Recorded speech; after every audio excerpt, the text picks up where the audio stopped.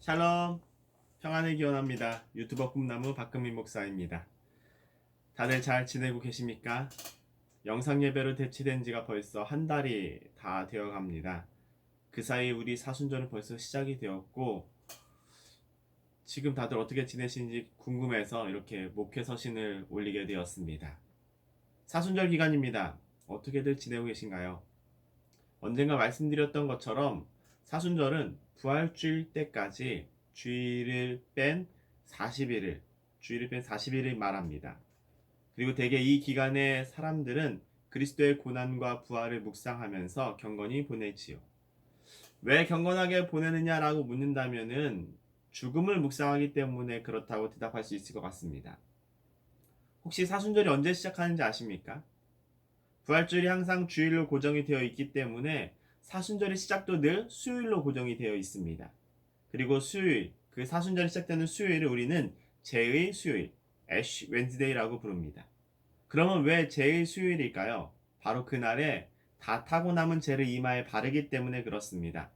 원래는 종려나무를 태운 재나 숯을 이마에 발랐다고 합니다. 십자가 성으로 이렇게 표시를 그었다라고 합니다. 그러면 생각을 하는 것이죠. 아, 이토록 아름다웠던 꽃들도 풀들도 결국엔 다 한 줌의 재가 되고 마는구나. 한 줌의 흙에 불과한 나도 이렇겠구나. 이것을 생각하면서 우리들에게 영원한 생명을 주신 예수 그리스도의 사랑을 묵상해 보기도 하고, 또 그가 받으신 고초와 고난을, 그리고 대속의 은혜를 한번 생각해 보게 되는 것입니다. 그래서 사순절 기간에는 죽음에 대한 깊은 묵상이 필요합니다. 현재 코로나19 때문에 죽음의 공포가 많은 이들에게 드리워져 있습니다. 그러나 우리들에게만큼은 이 죽음에 대한 공포가 아니라 하나님 앞에 서게 될 우리들의 삶의 자세를 정비하는 그러한 시간이 되기를 소망해 봅니다. 궁금합니다. 다들 사순절을 어떻게 지내고 계신지가 참 궁금합니다. 아무래도 이렇게 교회가 좀 폐쇄가 된 상황이다 보니까 성도 간의 교제가 어려워져서 더 궁금해지는 것 같습니다. 개인적으로 저는 지금 금식과 절식을 하고 있는 중에 있습니다. 가장 일반적인 행동이지요. 전통적으로 사순절은 금식과 관계가 깊습니다. 아무래도 유대인들의 영향을 받아서 그런 것 같습니다. 유대인들도 유월절을 준비할 때 보통 금식을 먼저 했었는데 이게 자연스럽게 초대교회 성도들에게도 이어지게 된 것 같습니다. 그래서 초대교회 성도들도 성찬을 준비한다거나 세례나 입교를 준비할 때 자연스럽게 금식을 행했다라고 합니다. 그리고 이러한 전통은 수세기 동안 아주 엄격하게 지켜져 왔습니다. 중세 유럽에서는 보통 사순절 기간에 저녁 전에 한 끼만 먹었다라고 합니다. 그리고 그 한 끼조차도 육류라든가 우유라든가 달걀 같은 음식들은 금지됐다고 하네요. 그러다가 차츰 이러한 관습들이 좀 완화가 되어지면서 금식 대신에 절식 기도로 대체가 되어 왔다라고 합니다. 상당히 그 당시엔 엄격했을 겁니다. 그래서 대개 사람들은 이 사순절, 엄격한 사순절이 오기 전에 먼저 사육제를 즐겼다라고 하지요. 여러분들 혹시 사육제라고 좀 들어보셨습니까? 상당히 낯선 단어일 텐데요. 사육제라고 하면 좀 얼핏 알아듣기가 어려운데 카니발이라고 하면 쉽게 이해하실 수 있을 것 같습니다. 지금도 지구촌 곳곳에서 열리는 카니발들이 있습니다.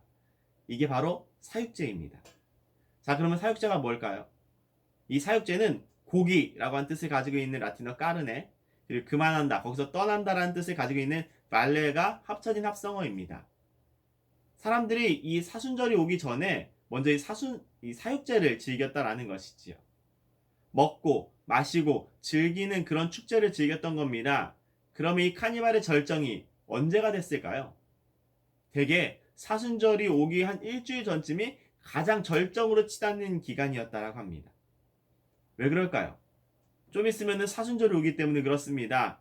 사순절이 오게 되면 그땐 사람들이 술도 못 마시게 될 거고 고기도 못 먹게 될 거고 금식하고 절제해야 됩니다. 말도 줄이고 침묵과 경건이 요구되어지는 시기가 됩니다. 무려 40일 동안 그렇게 해야 됩니다. 그래서 사람들이 사순절이 오기 전에 먼저 사육제를 즐겼다라고 합니다. 완전히 풍선효과지요. 얼굴을 가리고 또 가면을 쓰고 화장을 아주 짙게 해서 자기 자신의 정체를 숨겼습니다. 그리고서 광란적인 행동들을 즐겼습니다. 갖가지 일탈이 바로 이 시기에 일어났다라고 합니다. 그러니 사육제를 보낸 다음에 지내는 이 사순절이 무슨 의미가 있을까요? 그런 식의 사순절이라면 차라리 지키지 않는 게 더 나았을 겁니다. 사도 바울의 말처럼 은혜를 더하기 위해서 죄를 지을 수 있겠느냐라는 것이지요. 그래서 이 사순절은 성도들의 자발성으로부터 시작이 되어야 합니다. 사순절이니까 너는 금식을 해야 돼. 사순절이니까 경건하게 보내야만 해가 아니라 스스로를 돌아보면서 예수 그리스도를 묵상해 보시고 주님이 나에게 어떤 의미인지를 찾을 수 있는 그런 시간이 되기를 바랍니다. 강제로 하는 억지 금식은 무의미합니다. 그리고 우리 형제들은 결식을 할 수 있는 상황도 아니지요. 그래서 요즘에는 미디어 금식을 더 많이 하게 되는 것 같습니다. 요즘 트렌드는 그런 것 같습니다. 유튜브에 이걸 올리면서 이런 말 하니까 좀 이상하네요. 사랑하는 일찍의 성도 여러분, 비록 몸은 서로 떨어져 있지만 거룩한 사순절 기간 동안에 신앙의 성장과 또 회개의 은혜를 누릴 수 있게 되기를 바랍니다. 사상 초유의 사태로 인해서 성도들 간의 교제가 단절된 사순절을 우리가 보내게 되었습니다. 교회의 새로운 패러다임이 지금 제시되고 있는 시기입니다. 그동안 주일 성수를 강조했었던 교회들 입장에서는 상당히 난감한 상황이지요. 당장 저부터 토요일하고 주일이 가장 어렵습니다. 뭘 해야 될지 잘 모르겠습니다. 교회 밖에서의 주일을 잘 생각해 본 적이 없습니다. 드디어 서프라이즈를 본방으로 보는 건가? 라는 그런 기대감이 좀 있기도 했었지만 결과적으로 못 봤지만 어쨌든 교회 밖의 주일은 저에게 너무나도 생소한 시간이었다라는 것이지요. 그래서 생각을 해보게 됩니다. 어쩌다가 이런 일이 생겨나게 되었을까? 그러다가 사람들하고 이런저런 이야기를 나누다가 알게 되었습니다. 그동안 우리가 너무 하나님만 보기 위해서 교회를 나왔구나라는 그런 생각입니다. 누가 말합니다. 많은 사람들이 예배를 드리기 위해서 교회에 나온다라고. 그리고 그 예배의 목적은 바로 하나님을 영화롭게 하는 것이고 하나님의 임재를 경험하는 것에 있다라고 합니다. 모두가 다 하나님만을 바라봅니다. 하나님의 임재를 예배 중에, 교회 안에서 예배 중에 경험하고 싶어 합니다. 그런데 바로 여기에 가장 중요한 무언가가 빠져 있었다라는 것이지요. 그리고 우린 그걸 모두 다 잊고 있었습니다. 그것이 바로 이웃 사랑이었습니다. 예수님께서 제일 되는 계명을 말씀해 주셨습니다. 그것은 바로 하나님 사랑과 이웃 사랑이었지요. 하나님 사랑은 우리들에게 아주 익숙한 말입니다. 우리가 제일 잘하는 부분이기도 합니다. 그런데 예배에 있어서 다른 한쪽 축이 상당히 많이 부실해져 있었던 겁니다. 바로 이웃 사랑이라고 하는 그 축이었습니다. 우리가 이웃을 기억하지 못하고 있었습니다. 교회 안에 성도들 간의 교제는 부실해져 버렸었고 끼리끼리 문화는 더 커져 있었고 익명이 보장되는 교회를 사람들이 더 많이 선호하기 시작했습니다. 자기의 위안을 얻기 위해서 교회를 찾아오는 사람들이 늘어났습니다. 하나님만 만나기 위해서 교회를 오는 사람들이 많아졌습니다. 이번 주에 나오지 않은 성도가 궁금하지 않았습니다. 오늘은 눈이 내렸었는데 교회에 나오시는 할머니는 어떠하신지, 이번 명절에 그 성도분은 어떻게 보내실지 거기에 대한 관심이 전혀 없었습니다. 끼리끼리의 문화만 강해졌습니다. 그리고 그렇게 친목만 돈독해지면 그게 좋은 교회라고 생각하기 시작했습니다.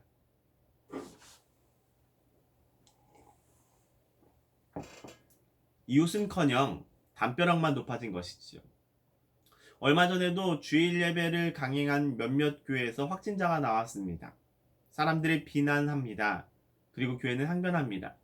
우리들이 있어서 주일 성수란 그렇게 쉽게 지을 수 있는 것이 아니라고.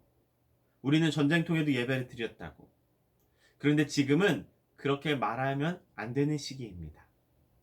정부에서 나서서 예배를 자제해달라고 요청을 했었습니다. 그만큼 상황이 심각하기 때문입니다. 그런데 이런 상황에서 예배를 강행한다라는 것은 교회가 얼마나 세상에 대해서, 사회에 대해서 공감 능력이 떨어져 있는지를 보여주는 꼴입니다. 교회가 공감 능력이 많이 떨어졌습니다. 이웃에 대한 공감 능력이 떨어졌습니다. 이웃을 사랑해야 된다는 사실을 잊어버렸습니다. 이웃을 기억하지 않고 사니까 내가 하나님을 만나러 오겠다는데 니들이 왜 나를 방해해? 라고 묻습니다. 그런 말이 나오게 되는 겁니다. 그런데 그거 절대로 옳은 태도가 아닙니다. 예배는 그런 게 아닙니다. 예배는 하나님의 임재를 충만하게 경험하기 위해서 내가 드리는 것이 아니라 하나님을 영화롭게 하기 위해서 우리가 예배를 드리는 것이고, 그 영화롭게 하는 일이란 바로 소자에게 행한 것이 곧 나에게 행한 것이다 라고 말씀하신 예수님의 그 말씀을 준행하는 것에 있습니다. 곧 이웃을 사랑하고 그들의 고통을 위로하고 그들이 울 때 함께 울어주는 것이 바로 예배다라는 것이죠. 사랑하는 일주의 성도 여러분, 사순절 기간입니다. 예배 드리시기 바랍니다. 어쩌다 보니까 설교처럼 돼버린 것 같습니다. 원래 타이틀은 목회서신이었었는데 수요 예배를 그리고 수요 설교를 못하다 보니까 이렇게 되는 것 같습니다. 어떻게 다들 강건하신지 다시 한번 묻습니다. 어떻게 다들 강건하신지 다시 한번 여쭙습니다. 그런데 어쩌면 지금 이 낯선 사순절이 우리들에게 큰 축복이 될 수 있을 것이다라는 그런 기대감을 가져보게 됩니다. 낯선 광야가 지금 우리들 앞에 있습니다. 홀로 보내는 경건의 시간이 우리들 앞에 놓여졌습니다. 교회에서 특세로 지금이 사순절이구나 그것을 느끼는 그런 시간이 아니라 홀로 주님을 대면하게 되고 주님을 묵상하시면서 주님과 함께 걸어갈 수 있는 그런 시간이 되기를 소망해 봅니다. 그리고 그동안 우리가 잊고 있었던 그 이웃을 사랑하는 시간들로 우리들의 경건을 채울 수 있게 되기를 기대해 보겠습니다. 사순절 기간에 미디어 금식 등 다양한 경건 활동들을 진행해 보시겠지만 개인적으로 저는 이 책을 좀 추천을 해봅니다. 예수를 쓰다라고 하는 책인데요. 넥서스 크로스라고 하는 출판사에서 출판을 한 책이고요. 예수님이 하신 말씀만 따로 모아놓은 책입니다. 그리고 옆에 필사를 하실 수 있도록 이렇게 되어 있습니다.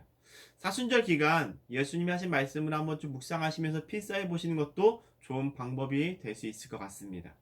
마음 같아서는 다 사서 보내드리고 싶은데 그럴 수 없어서 마음만 그냥 받아주시기 바라겠습니다. 다들 강건하시고 언제가 될지 모르겠지만 다음 목회서신으로 다시 소식 올리도록 하겠습니다. 구독, 좋아요, 알림 설정? 못하겠네 이거. 여기까지입니다.